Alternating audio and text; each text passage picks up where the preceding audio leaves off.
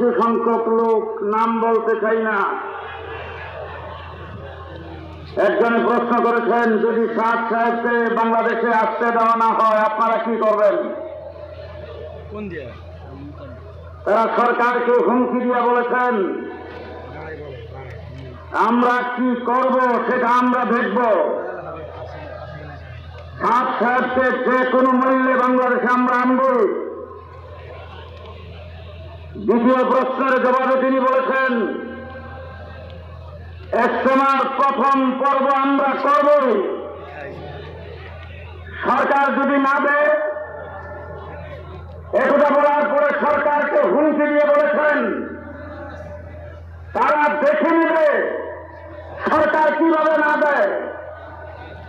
আমি পরিষ্কার ভাষায় বলতে চাই, 15 বছর পর্যন্ত প্রথম সরকারের বিরুদ্ধে লড়াই করে রক্ত দিয়ে আমরা এই সরকারকে ক্ষমতায় বসাইছি।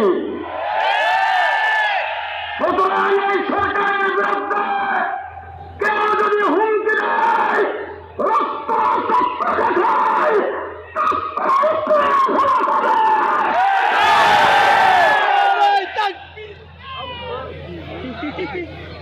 এই সরকার ক্ষমতা আসার পরে বিচারপতিদেরকে দিয়ে কূপ করতে চেয়েছেন।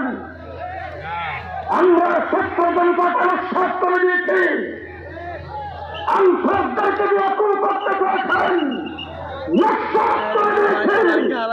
এই দেশের সংখ্যালঘুদেরকে দিয়ে এই দেশের অরাজকতা সৃষ্টি করে সরকারকে, এই দেশের সরকারকে পজিশনে ফলাইবার চেষ্টা করেছেন।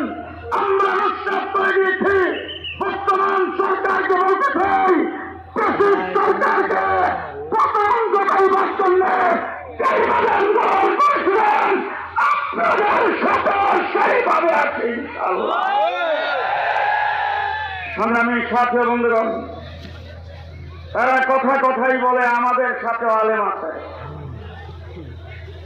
আমরা বলি আমরা আলেমের সাথে আছি। আপনারা কি বলেন? কাদের সাথে আলেম আছে, কাদের সাথে? একটি কথা বলে শেষ করতে চাই। বাংলাদেশে হাসপাতাল আছে না নাই? হাসপাতালে কি নার্স আছে? আপনাদের কাছে জবাব চাই, কতদিন পর্যন্ত একজন নার্স নার্সিং সেবা দেওয়ার পরে ডাক্তার হয়? বলেন কতদিন পর্যন্ত একজন নার্স নার্সিং সেবা দিতে পারলে ডাক্তার হয়? 50,000 বছর যদি